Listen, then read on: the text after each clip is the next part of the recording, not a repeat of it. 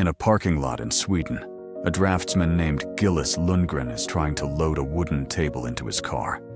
The trunk won't close. The table is too big, too clumsy, too impractical for the road ahead. So he does something almost nobody in furniture had ever done. He unscrews the four legs, slides them flat beneath the tabletop, and closes the trunk.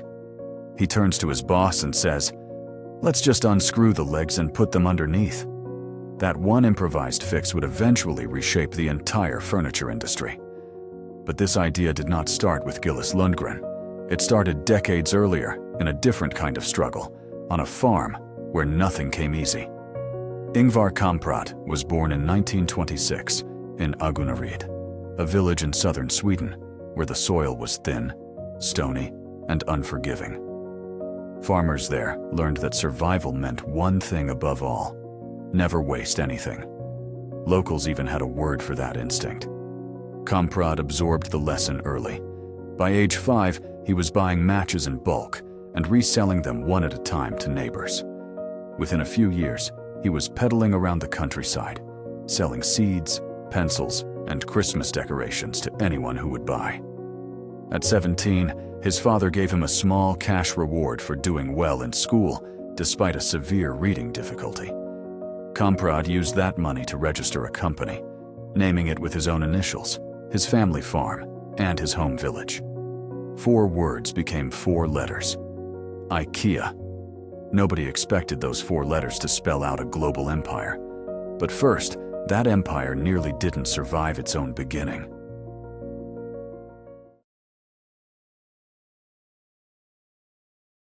By the early 1950s, IKEA was selling furniture through the mail at prices far below traditional Swedish stores. That should have been a triumph.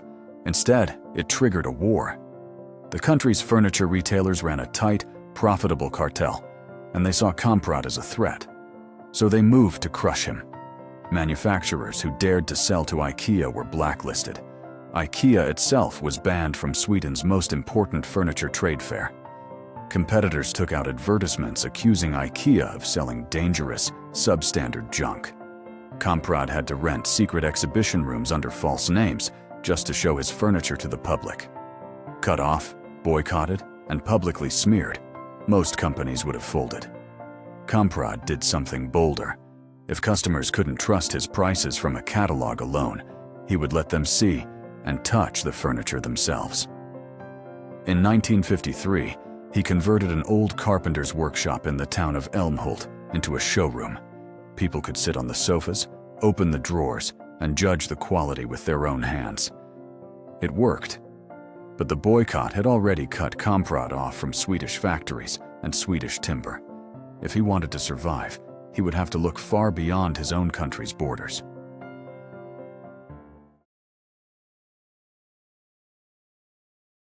In 1961, Kamprad made a move that stunned the Swedish business world.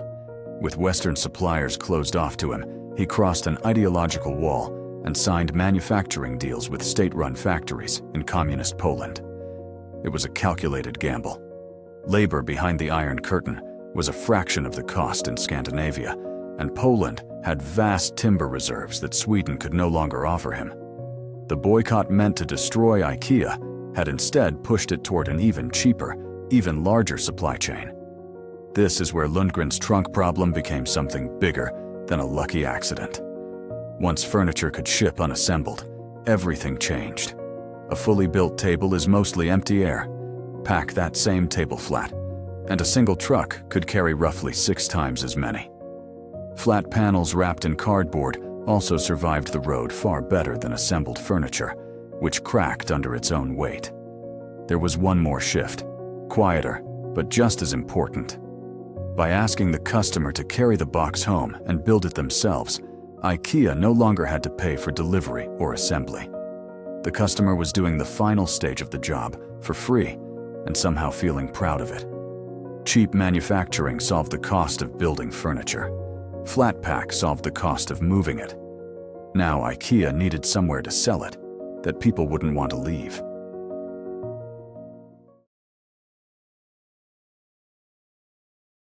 Walk into an IKEA store and you are not just shopping. You are moving through a system engineered to keep you there. Unlike ordinary stores, where you walk straight to what you need, IKEA forces every visitor down one long, winding, one-way path. The corridor curves every few steps, so you can never see what's coming next. That small uncertainty keeps pulling you forward. A typical shopper sees only a fraction of a store's inventory. An IKEA customer, by design, walks past nearly all of it. Along the way, the showrooms don't just display a sofa or a shelf. They display an entire imagined life. A tiny apartment, fully furnished, invites you to picture yourself already living there. Then comes the market hall, packed with cheap candles, frames, and kitchenware overflowing from bins, creating the feeling of a bargain too good to pass up. And before you reach checkout, there's the cafeteria. Kamprad understood that a hungry shopper leaves, so he sold Swedish meatballs at prices close to cost. If the food was that cheap, shoppers reasoned, surely the furniture was a bargain too. There is one more twist that researchers later gave a name: the IKEA effect. When people build something with their own hands, they value it more than an identical object they didn't have to assemble. That flat-pack box made customers fall in love with their own labor. By now, the model was working. It was time to take it to the world.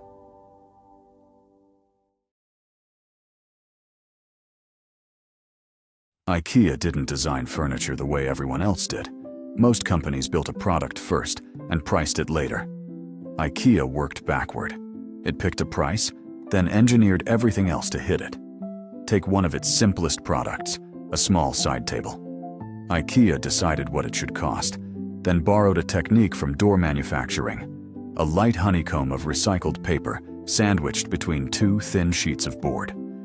The result was a table strong enough to hold weight, light enough to ship cheaply, and priced low enough that almost anyone could afford it. That same backward logic carried IKEA across the globe. In 1973, when it opened in Zurich, critics predicted that minimalist Swedish design would flop outside Scandinavia. It didn't.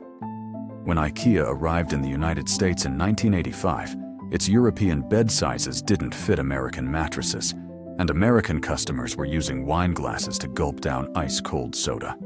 IKEA adjusted its products for local habits and kept expanding anyway. Behind the stores sat a structure just as carefully engineered as the furniture: a web of foundations based in the Netherlands and Liechtenstein, designed to protect the company from takeover and keep more of its profits in low-tax hands. Every store, no matter where in the world, paid a slice of its revenue back to that structure. By the time IKEA had grown into hundreds of stores across dozens of countries, it wasn't just selling furniture anymore. It was exporting a way of living. But that scale came with a cost that would eventually catch up to it.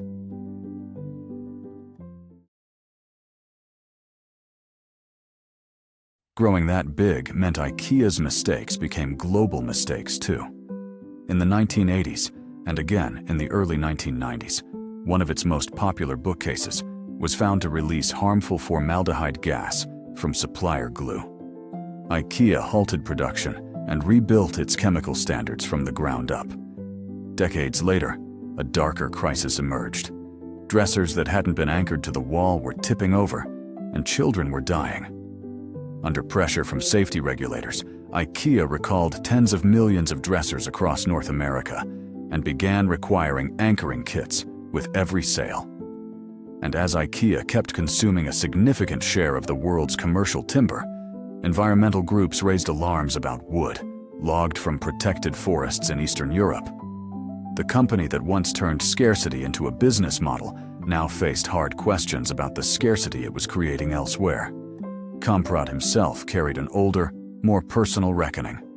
In the 1990s, it came out that as a young man, he had been an active member of a pro-fascist movement in Sweden, recruiting others and staying in contact with its leader for years after the war ended. When the truth surfaced, he wrote a letter to every IKEA employee, calling it the greatest mistake of his life and asking for forgiveness. None of that erased what IKEA had already built. The habits it created were too deeply embedded. Somewhere in the world, a Billy bookcase sells every few seconds. Millions of homes, on nearly every continent, now hold the same shelves, the same chairs, the same tables, all traceable back to a man who once resold matchboxes one at a time. It's worth remembering how this story really began. Not with a fortune, and not with a factory. With a man standing beside his car, unable to close the trunk, who instead of giving up, simply unscrewed the legs. Kamprad wrote once that happiness isn't reaching your goal. Happiness is being on the way. Perhaps that's the truest explanation for an empire built entirely out of things designed to be taken apart, carried home, and built again, piece by piece, by hand. Thanks for watching. What story should we cover next? Let us know in the comments, and don't forget to subscribe.